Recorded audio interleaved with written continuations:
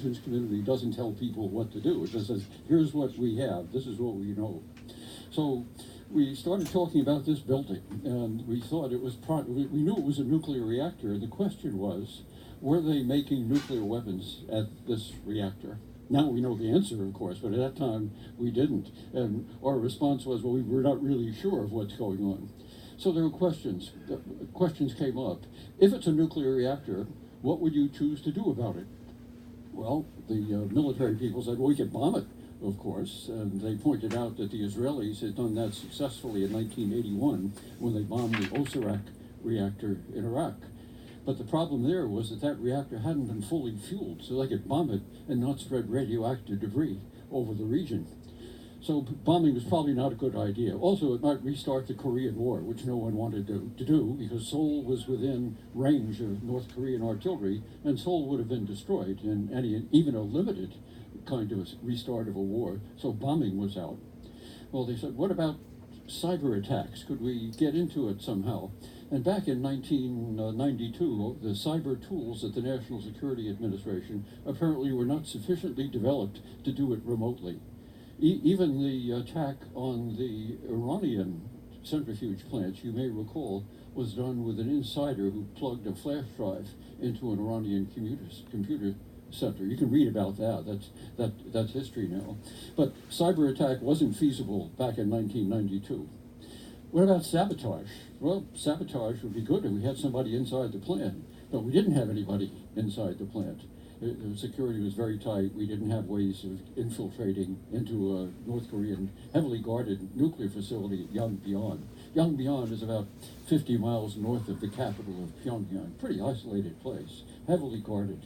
So no way that someone could sneak in. And you had very limited access to North Koreans in the United States. Their diplomats were in New York, to be sure, but they always worked in pairs, so there was no way you could corner a North Korean diplomat alone and say, look, we'll give you $5 million for you to do something useful for us. That wasn't an option. They never broke up. You couldn't get them out of pairs or threes or fours. So then someone said, well, didn't the Norwegians do something about a plant once back in ancient times, back in World War II? And he said, oh yeah, there was that movie called The Heroes at Telemark, right, with Kirk Douglas. Some of you may remember the movie. So some bright person in the room said, well, maybe we can get one of those raiders from 1943 to come and tell us how they did it and what lessons there were to be learned. So everybody thought that was a good idea. It would cost a plane ticket. They called the embassy, and the Norwegian embassy, and the Norwegian embassy said, sure, we can do that. There were a couple of survivors still around. So lo and behold, in February of 1993, the 50th anniversary of the raid on the Vemork plant, in comes Klaus Hellberg, about 6'2". Here's how it goes. Let me show you a picture. This is why the intelligence interest in Norway wanted to know what was going on. We saw that there were a few power lines coming out of the plant, by the way, so that meant it wasn't a power reactor. The North Koreans said it was a research reactor making medical isotopes and things like that. We didn't know for sure, but we didn't really know it. Can't bomb it, no insiders. Special Forces raid, and that's where the Norwegian raid came out. So in comes Klaus Hellberg. At that time, he was in his mid-70s, about 6'2", in pretty good shape. And he told us about the raid and the planning and the assumptions they made and what they did to pull it off. And it was very valuable for us. And then at the end, someone said, could you still ski about 80 miles? Because after the raid, as we'll see, the survivors, and all of the finals raiders survived, had to get out to Sweden somehow. So they had to ski anywhere between 80 or so miles. And we asked Hellberg, could you still ski 80 miles? And he thought about it a little bit. He said, well, maybe not 80, but I could probably do 40, he said. So he was still in pretty good shape. Very engaging man, and we'll hear more about Hellberg later.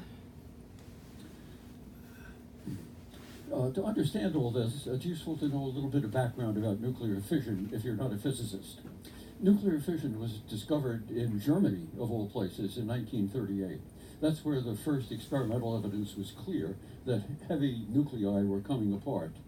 It was actually, just as a little historical note, fission was actually taken place in a laboratory in Italy in 1934, directed by the great Italian physicist Enrico Fermi.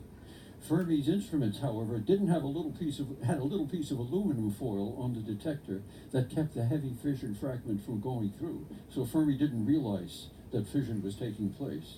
And we've often speculated that had fission been announced in 1934, not 1938, the Nazis would have had a big lead on it and probably would have developed a nuclear weapon in time to change the outcome of the war, possibly before the United States did.